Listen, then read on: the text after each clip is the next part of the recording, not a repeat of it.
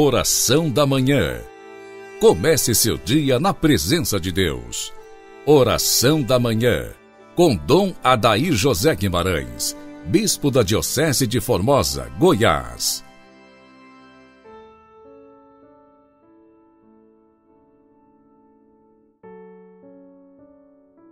Santo anjo do Senhor, meu zeloso guardador, se a ti me confiou a piedade divina, sempre me rege, me guarda, me governa, ilumina. Amém. Inicio com você, prezado ouvinte, esta manhã bonita de terça-feira quaresmal, em nome do Pai, do Filho e do Espírito Santo. Amém. Com Santo Afonso, meditemos hoje sobre os efeitos que em nós produz a divina graça. Ela é um tesouro infinito para os homens, nos ensina o santo, do qual os que usarem têm sido feitos participantes da amizade de Deus.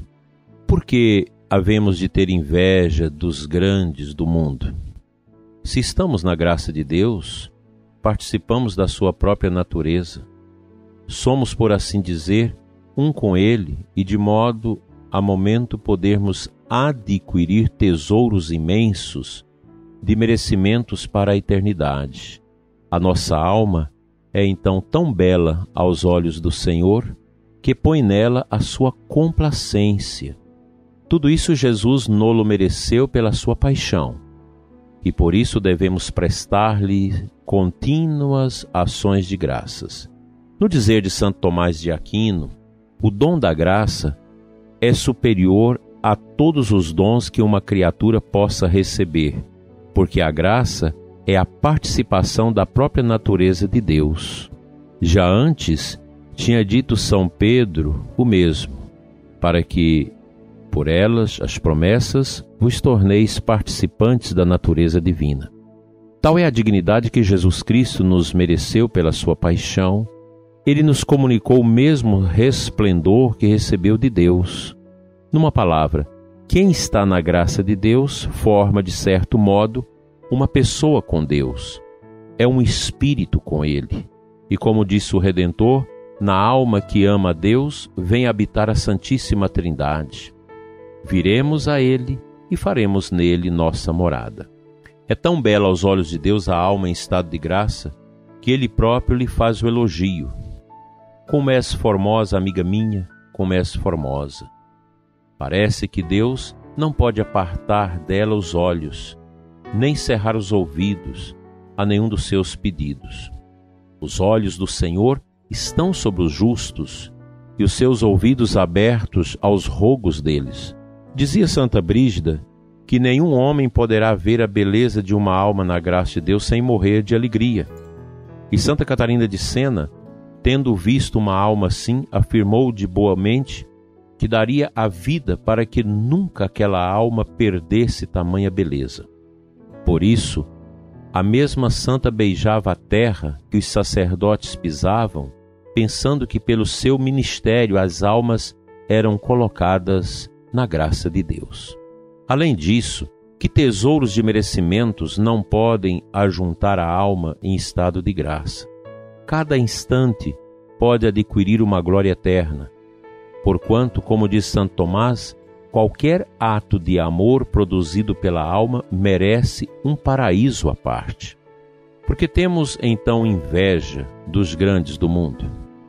Estamos na graça de Deus, podemos adquirir continuamente grandezas muito mais altas no céu. A paz de que ainda na terra goza a alma em estado de graça só pode ser comprometida por aquele que a provou. Provai e vede quão suave é o Senhor. Não pode deixar de ser cumprida a palavra do Senhor. Gozam muita paz os que amam a divina lei. A paz do que vive unido com Deus excede todas as doçuras que nos podem advir dos sentidos ou do mundo. Dileto ouvinte, quantas palavras bonitas Santo Afonso nos ensina com esta sua maravilhosa reflexão. Viver na graça de Deus. A bem da verdade, muitas pessoas já perderam o sentido da graça de Deus, em razão do enamoramento excessivo com as coisas passageiras, com as criaturas. E a gente sabe que o ter, o prazer e o poder pode nos afastar terrivelmente a nossa vida da graça de Deus. Precisamos estar sempre atentos, muito atentos, para não cairmos na tentação de dar escritura da nossa vida às coisas passageiras, criaturas. Falar disso nesses tempos de relativismo, de frieza na fé, de abandono da verdade de Cristo, não é nada fácil. Nós vivemos um crescente paganismo no mundo. O próprio cristianismo vai sendo contaminado por estas mentalidades que escamoteia, que deixa de lado a vida de sacrifício, a vida de oração, de piedade, de adoração e de arrependimento dos pecados. Mas não podemos deixar passar o tempo sem que nós busquemos esta amizade para com Deus, esta intimidade com Deus. E o pior, nesses tempos difíceis, quem envereda pelo caminho da graça, quem quer ter uma vida de piedade, acaba sendo, às vezes, hostilizado, incompreendido, até mesmo dentro da igreja. Não deixemos o tempo passar. Santo Agostinho nos ensina que ele tinha medo do Cristo que passa e pode não voltar mais na nossa vida. Vamos à palavra de Deus.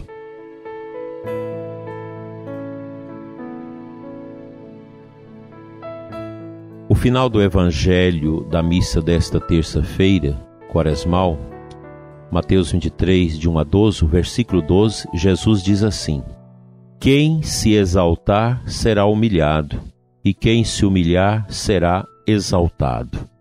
Quando nós lemos a vida dos santos, quando contemplamos a prática cristã de muitos homens e mulheres, religiosos, sacerdotes ou leigos do passado, desde o início da nossa igreja, nós podemos ver que a marca por excelência da vida cristã é a humildade. Os santos sempre se sentiam as piores pessoas, que ainda precisavam melhorar muito para alcançar a santidade de Deus. Essas realidades hoje são muito difíceis, porque querem reinventar um novo estilo de santidade que não combina com a prática cristã ao longo desses 20 séculos, que não combina com o testemunho dos santos de ontem e de hoje. Nós não podemos cair nos engodos do relativismo, de toda uma mentalidade estranha que vai entrando no mundo, que não agrada a Deus. Ser cristão é algo profundo e ao mesmo tempo muito simples. O cristão é uma pessoa humilde que abandonou a sua vida à vontade divina. E nós descobrimos o que é a vontade de Deus na sua palavra, nos ensinamentos da igreja, na tradição da igreja, na vida dos santos. Lendo a vida dos grandes santos, nós vamos descobrindo pouco a pouco essas riquezas. E a santidade é também para os sacerdotes, é para nós que fomos ordenados sacerdotes. Porque às vezes nós pregamos a santidade, mas nós mesmos não acolhemos a santidade no nosso coração. A gente precisa enveredar por esse caminho, por esta busca tão bonita, tão profunda, que é a nossa amizade para com Deus. Sermos amigos de Deus é o que nós mais precisamos ter em conta na nossa vida. A Quaresma é esse tempo do exercício da prática da caridade, da mortificação, do jejum, da penitência, da esmola, que é a caridade, que é a ajuda ao outro. São elementos fundamentais, lembrados inclusive pelo Santo Padre, o Papa Francisco, na sua carta, mensagem de Quaresma deste ano, que é uma mensagem riquíssima desses elementos fundamentais, essenciais para a vida espiritual na Quaresma. Deixemos que o nosso coração seja alcançado pela graça. Não sejamos autoritários, nem donos de nós mesmos, nem que sejamos alcançados por esta mentalidade herética, pelagiana, que nos dá uma boba noção de que nós somos capazes por nós mesmos. Nós só seremos salvos, só alcançaremos a santidade por graça de Deus, pois por nós mesmos isso jamais seria alcançado. Vamos orar.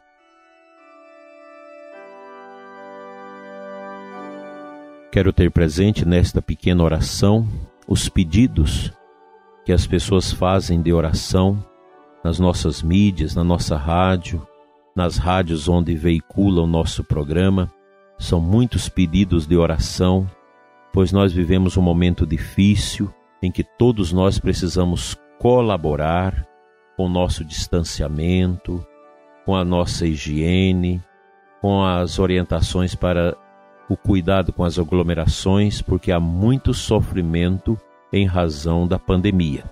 E queremos ter presente todas as intenções que vocês pediram nesses dias por pessoas que passam por graves situações de contaminação.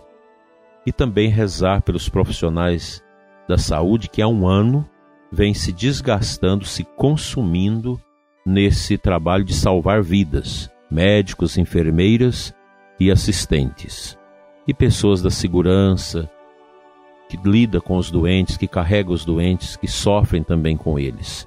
Pai Santo, Deus de amor, nós queremos colocar na Tua presença o coração do ouvinte, o nosso coração, pedindo, Senhor, que em nós ocorra a supremacia da graça do Teu amor, da força do Teu Espírito, para nos orientar e conduzir.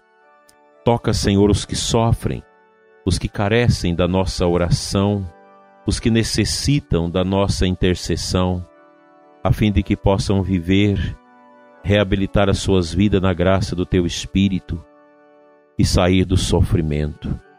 Nós Te entregamos, Senhor, os deprimidos, os cancerosos, as pessoas que padecem como vítimas desta pandemia, e que as nossas almas se amainem com a Tua presença, com a presença da Tua graça em nós e nos dê a alegria de viver.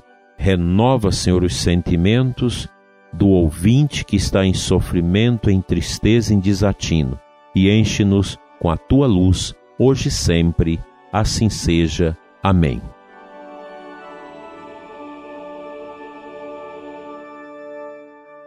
Pela intercessão dos santos anjos de Deus, venha sobre todos que oram conosco nesta manhã a bênção de Deus Todo-Poderoso, Pai, Filho e Espírito Santo. Amém. Fiquem na paz da graça divina e até amanhã, se Deus nos permitir.